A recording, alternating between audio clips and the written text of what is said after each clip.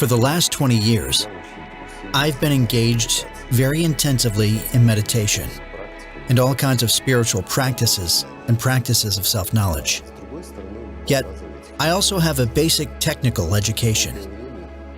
For a long time, I could not stop thinking about how these inner, subjective experiences could be combined with what we can crudely call real-world things into something tangible, something that could be touched, felt, and heard.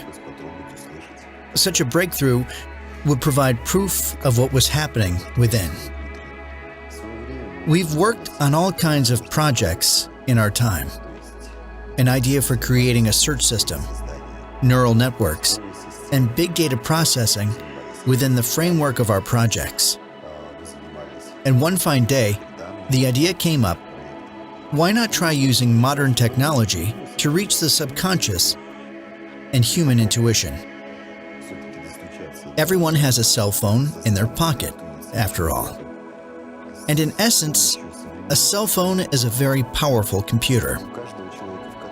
It's connected to the internet using fast broadband, and each individual is already a walking neural network, one with fantastic potential at that. So, this was the idea. Why not put the question in such a way that the conscious mind would not get involved? But how can this be done? We started thinking, looking for people who were working on it. And it turned out that there actually were studies. Studies on intuition had been carried out in the Soviet Union and in the United States, too. That was when we came up with a methodology whereby you show someone an image that means nothing to his conscious mind, but at the same time, the subconscious is aware of some information in the image and responds to it. We talked to psychologists and they said, okay, no problem. Neurobiologists said the same. Only they said, make it as simple as you can and include just 3 possible answers. Ask the questions in a way that allows a yes-no answer, or a when, or a how. When I heard about the idea, I must admit that I was a bit shocked. For me, a person with an engineering background, it was not easy to agree to take part in a project based on psychology, consciousness, and the unconscious. Freud, Jung, various words that did not resonate with me. But I still have that curious child in me, and he said in his curious way, why not give it a try? And for me, this project really has been a great big experiment that I want to conduct. An experiment aimed at finding out how the subconscious works, what we can do with it, and what it can give to us. The first time I heard about the Oris app from Alexander was 5 years ago. That is, he told me the basic idea at the time. At that point, it caused me a certain amount of confusion. No, confusion's not the right word. I felt skepticism. First of all, I doubted whether it would be possible to work on a project like that and remain independent. I do not mean independent in the sense of not giving anyone the data, but independent with regard to protection from any kind of power structures that might certainly not like the prospect of a private business doing that kind of research. So in that respect, I was very skeptical. As far as the opportunity to apply intuition was concerned, I approved wholeheartedly because of my own life experience and my experience working in big business, where decisions are often taken on an intuitive basis. I was intrigued because a necessary and sufficient volume of information did not exist in this area. And in the financial world in general, having intuition, good intuition, means being successful. So I was of course in favor of trying to learn how we can use people's intuition correctly in life and in business. But when it came to how the project could be made a reality, I was very skeptical.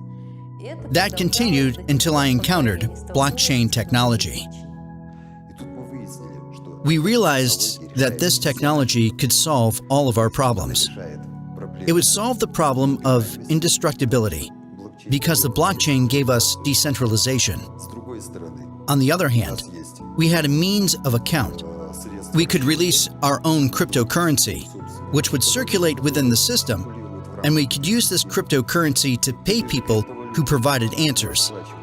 People who asked questions could also pay using it. People want to receive a payment or a reward in one form or another for everything they do. And the blockchain technology has allowed businesses to launch their own cryptocurrencies. In itself, any public blockchain will fail without rewards and without participants in the system who are being paid for their willingness to store this information and allow this blockchain to work. And it is easiest if this payment is made using the same cryptocurrency that the blockchain itself uses. And the third problem that we solve is the problem of trustworthiness. Since the blockchain stores data in a form that makes changing it impossible, and changing something in a public blockchain is very expensive, we always have a database from which we can prove that a particular question was asked. A set of various answers was given. In other words, we can always provide the facts of what happened. It is quite a simple thing, in fact, which is based on a mathematical function known as a hash. What does the function do?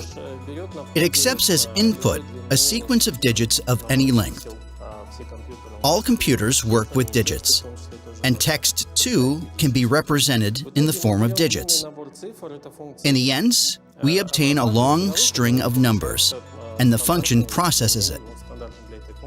It then outputs a sequence of digits of a standard length for the given function. Now, this is what is important about it. We cannot get our original long text back from this string of digits, and, in principle, we do not need it. If we keep a copy of the long text stored, we can calculate this long hash function and give it to everyone else who might be interested in checking up on us in the future.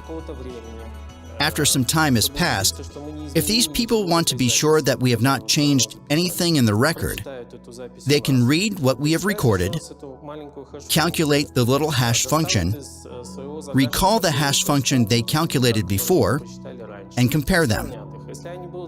If they are the same, it means we have not changed anything in the text. The properties of the hash function are such that if we changed even one period in the text, the function would give a very different result. This means that people who want to verify what we're doing do not need to store our whole text, but only a little fragment, the hash function. Initially, when we began this project, our goal was extremely simple. We wanted to create a product and make money from it. But while we were actually creating it, putting together our team of professionals, once we were all engaged in the process, which was quite a lengthy one, we did not achieve success all at once. It was not as though someone had waved a magic wand, but gradually, it became clear that we were not the ones managing the project was managing us. As it turned out, the goals and objectives of this project were much broader. If you ask me, the objective is to help people create conscious awareness. It's also to show people how they can learn from continual contact with intuitive information in order to trust themselves more, to listen to themselves more and better, to listen to their own honest thoughts, and to become more self-aware. In essence, over a certain period of time, I can boldly assert that the app itself will train people to actually rely on their own intuition. I think the main objective is to discover a way of accessing intuitive information. This access is slightly veiled. That is, we encounter intuition on what looks at first sight like a platform for the exchange of goods and money. Working within the system involves making payments. And someone who enters into that kind of relationship also receives support. I think it's a very beautiful solution when people are supported by intuition. It is awesome. But behind the simple and direct relationship of, I give you this, you give me that, there's a lot of depth. Once people become aware of the power of questions, and the power of questions asked to a large number of people, then something interesting begins. Why do we go to the theater, or to the movies, or to an exhibition? Why do we go to concerts? We want spectacles. We want to experience some specific emotions. And we also want to obtain some kind of intellectual satisfaction. But it seems to me that these are only external factors that are connected with art. There's another facet that's hidden from us. It's still there, even though we cannot immediately perceive it. When we see some picture, when we watch something in the theater or on the movie screen, there is a moment when something within us responds. We do not know where this impulse comes from. We just feel it. The Oris project, and specifically the Oris app, has two facets as well. One facet is the attempt to satisfy specific external wishes, to receive answers to questions related to something external. But during that process itself, we suddenly feel something within us responding. In other words, we start to hear our inner voice. And in this case, I think one of the Oris app's objectives is to create a tool, a way of helping people to hear themselves, and in particular, their own inner voice. For a long time, there was no satellite television. This was because the noise from the transistors themselves was stronger than the useful signal. Until low-noise transistors appeared, it was impossible to transmit useful information from satellites to ordinary, domestic, small-diameter satellite dishes. The signal would get lost in the noise from the transistors. But as soon as low-noise transistors did appear, residential buildings became festooned with satellite dishes. Our app is analogous to a low-noise transistor, allowing people to tune out their mental noise and listen to themselves and their own intuition. In principle, the modern world operates at ultra-high speeds. The coefficient of success is the speed at which you can make the right decisions. Advising others is very easy, but making the correct choice for yourself is a different matter. All kinds of big doubts start to gnaw at us when we are deciding on our own behalf. The app can be a beautiful solution for this very problem. You ask a question, and the whole world helps you. That means the strength of the whole planet can be brought to bear on the decision you take. But you also get asked questions, meaning that there are other people who need your opinion. That is why I think that the app's functionality is really amazing. It helps you reach an agreement with the world. But each time you do so, it also boosts your own importance. The world needs your intuition and what you have inside you. It's valuable. In fact, the world does not just value it, it's prepared to pay for it. You can get real money for it. I think this is a tremendous idea. It will be assessed the way it deserves.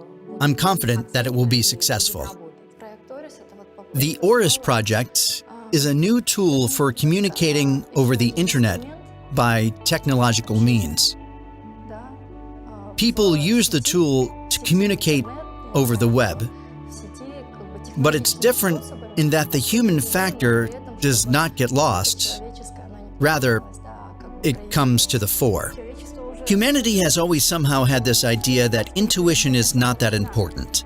And I know this from my own experience because I myself do not quite trust my intuition.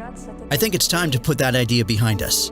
We should stop trusting what we're told by others and start listening to ourselves. The world needs to be moved forward, and if we do not listen to ourselves, the world will still move, it just will not be going forward. Our app is also a big scientific experiment, because we have assembled a large user base, and we can therefore quite calmly ask questions and obtain answers. We are accumulating statistics. We can process these statistics using ordinary, traditional methods that are used by everybody else, and we will obtain a result that way. A survey where a large number of people answer a large number of questions is certainly a scientific experiment that touches on statistical distributions.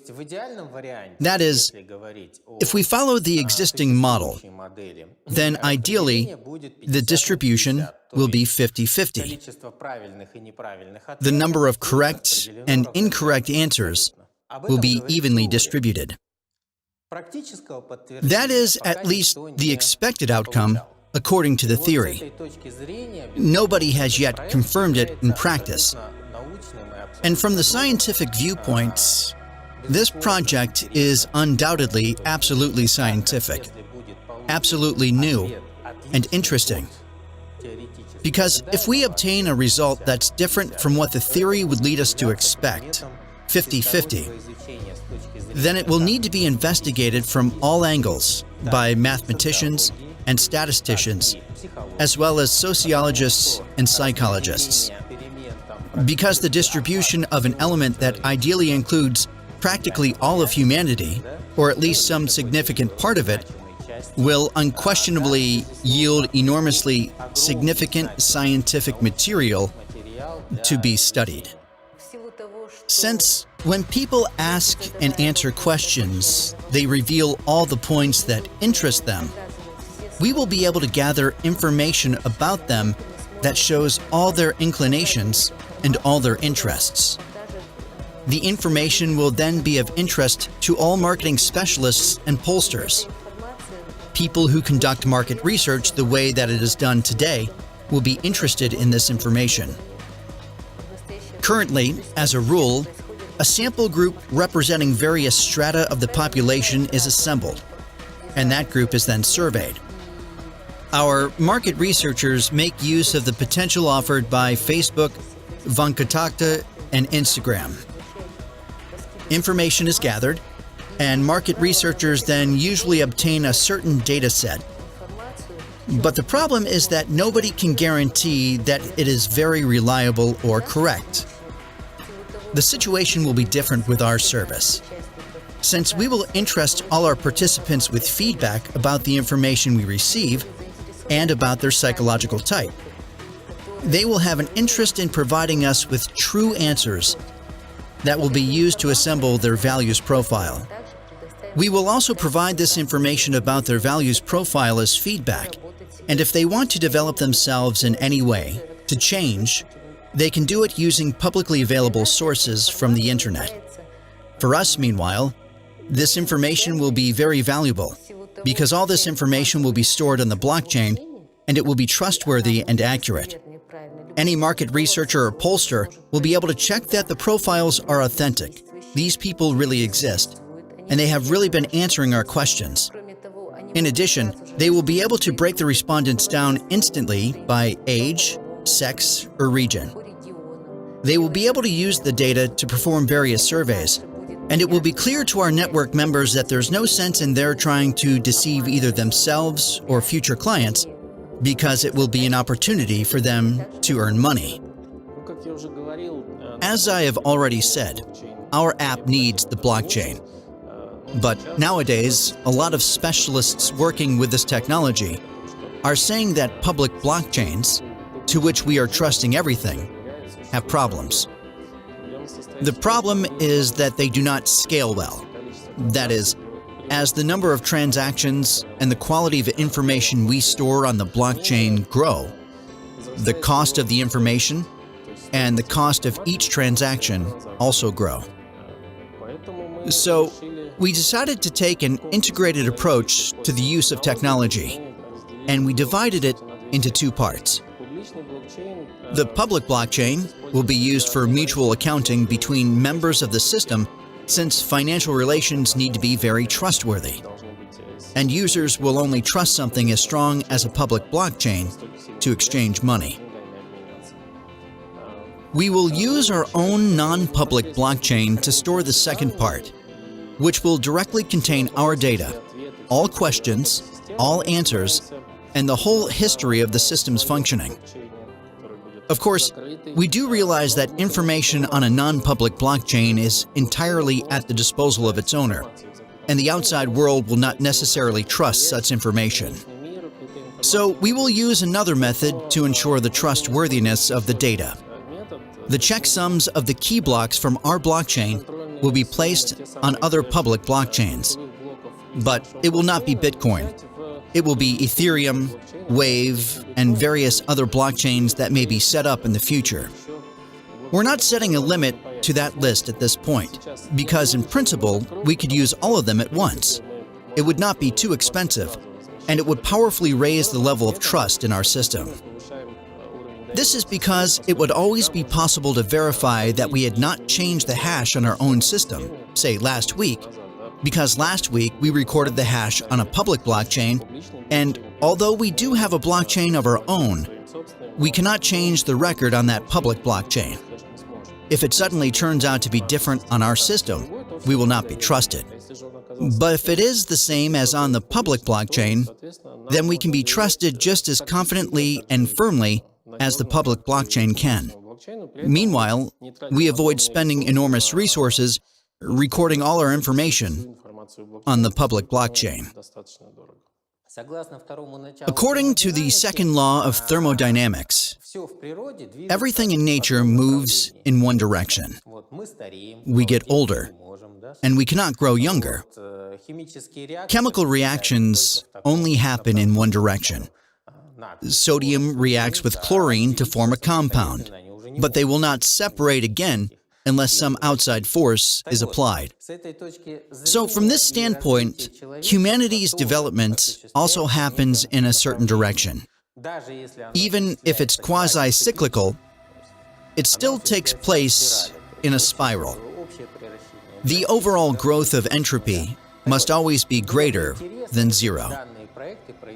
It would be interesting if these projects could be conducted every 10 years by humanity as a whole, so that we could see how much the development of intuition, consciousness, reason, and intelligence had changed. Quantities that today are not measurable on the whole. There are attempts at measuring intelligence using IQ tests, but these are very relative quantities, because they depend on the cultural environment. An extremely clever person who did not grow up in the cultural environment of the United States will simply not pass an IQ test, because it includes stories and tales that it's physically impossible for him to know. So, since there is really no method in existence today for measuring consciousness, reason, and intelligence, and we cannot say that humanity is developing in this direction or not, we just do not know. We judge by technological development, but technology is only one aspect of human development. You cannot say it is the quintessence, the essential, and only important aspect. We cannot yet make a judgment about that, because we do not have sufficient scientific data to evaluate this kind of factor. So then, this project represents the beginning of a whole new era. In fact, in scientific understanding and in the collection of scientific data to evaluate factors like this. In this case, it is one factor, intuition. Perhaps it will later be possible to broaden the spectrum of questions that can be investigated. But you always have to start somewhere. Even an imperfect beginning is still a beginning to the experiment. All my life, I have helped people reach agreements and understand each other better. And I sincerely believe that if we can understand each other, the world will be a better place.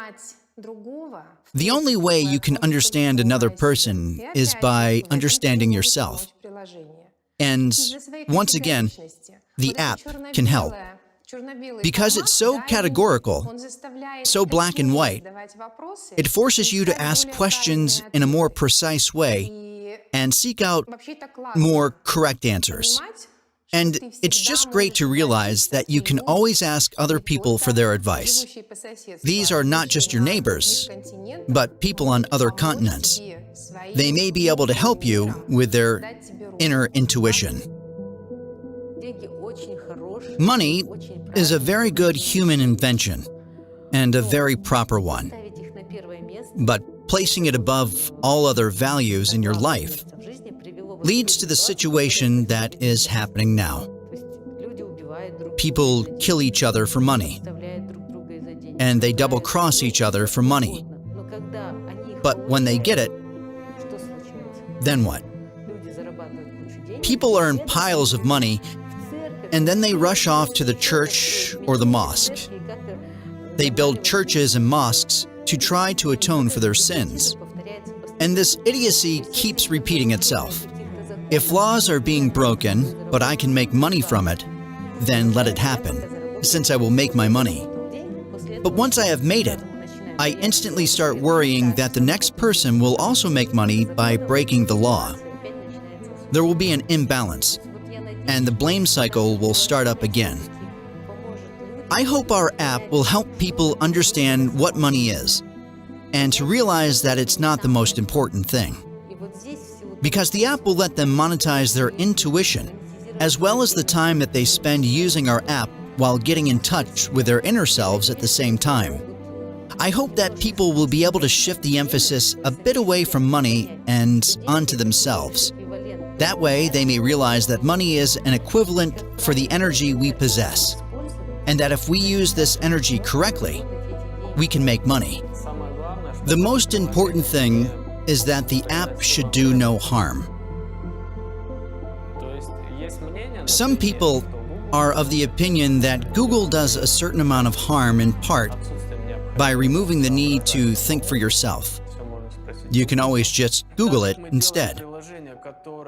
Since we are making an app that has so much more to do with existence than Google does, it could bring things that people are not ready for into our world. And who will be answerable if it does? In principle, I mean to include a death function in the app. If the universe, which has decided that this app is needed here and now, ever decides that this app is no longer needed, then it will switch itself off. But how will it know it's no longer needed? You can answer that question for yourself without even knowing what kind of question it is. And that seemed to me to be the right solution. We wanted to create a particular kind of system by giving it the properties of a living biological system, the ability to die or to go into hibernation.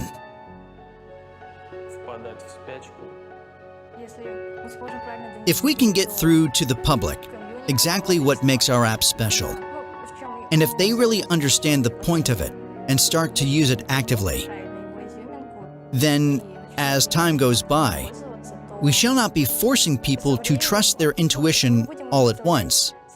Later, they will realize that intuition really does work. Nowadays, it is hard for people to make a decision because they do not have enough information. But by using our system and appealing to the subconscious, they will be able to obtain much more accurate answers to their questions and much more accurate predictions of how some system, organism, or other phenomenon will behave.